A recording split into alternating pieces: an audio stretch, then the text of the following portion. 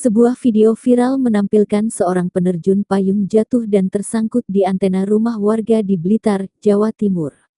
Belakangan diketahui, penerjun payung tersebut merupakan anggota TNI AU yang sedang latihan terjun taktis di lapangan Gembongan, Ponggok, Kabupaten Blitar.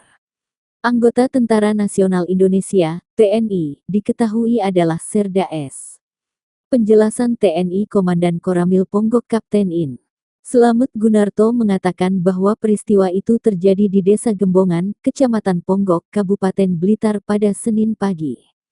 Yang bersangkutan adalah Serda S dari Batalion Infanteri Para Raider 501 Madiun yang sedang menjalani lacuntis, latihan terjun taktis, ujar Slamet dikutip dari Kompas.com, Rabu tanggal 29 November tahun 2023. Dari 211 personel yang mengikuti latihan terjun payung, kata Slamet, hanya Serda S yang posisinya melenceng dari area drop zone.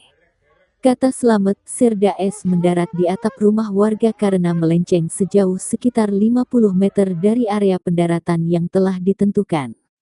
Biasanya, hal itu terjadi karena angin kencang di atas tuturnya. Slamet membenarkan bahwa akibat insiden itu warga pemilik rumah mengalami kerugian akibat sejumlah genteng pecah dan antena patah.